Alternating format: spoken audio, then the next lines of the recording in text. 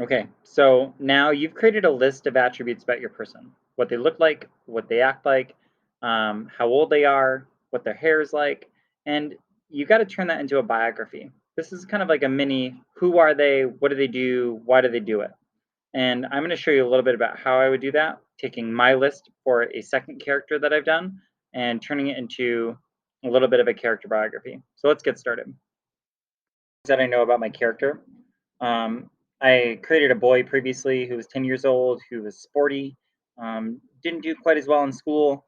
And now, in this case, over here, I've got a girl. She's 10 years old also.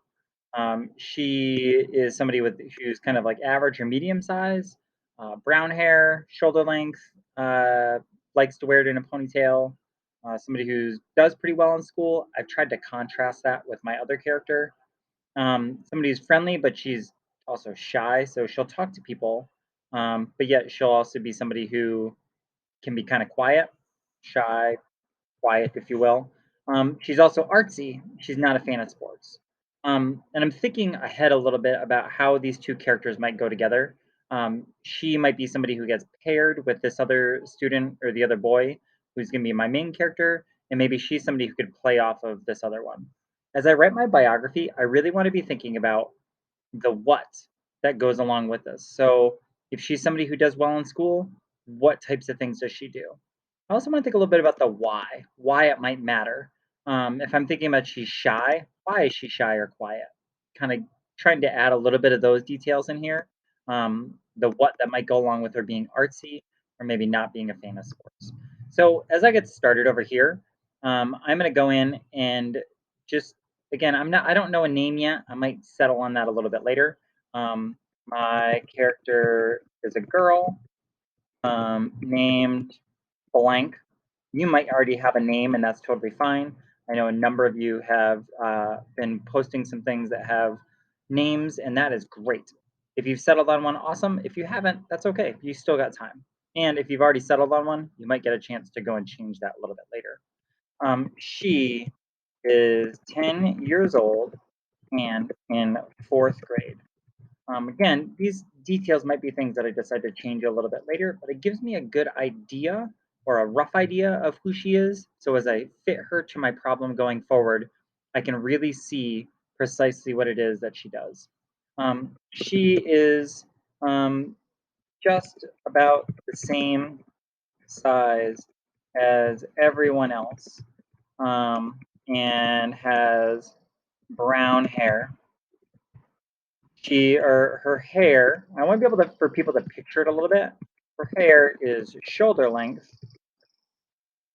and she usually wears it in a ponytail. Give me some of that description of what she looks like. I want my readers to be able to think about who she is, what she looks like, and form that picture as she's moving through my story as I go forward. I could add a new paragraph. I'm just going to keep typing, which is totally fine. She does really well in school, and then I'm going to add a little bit of this what with it. She tries her hardest on projects, and other kids know that she does well. That's going to be a kind of a hint because as she goes into maybe a project with the other character that I've started to build, maybe they can play off each other. Oh, I got paired with this person who does really well, or maybe oh, great, I got paired with her, saving me as I'm going forward. I might put in here that she is friendly with others, but a little bit shy. She doesn't have many friends, um, just a few close ones. Other people are usually trying to be friends with the more popular kids. She is artsy and loves to draw.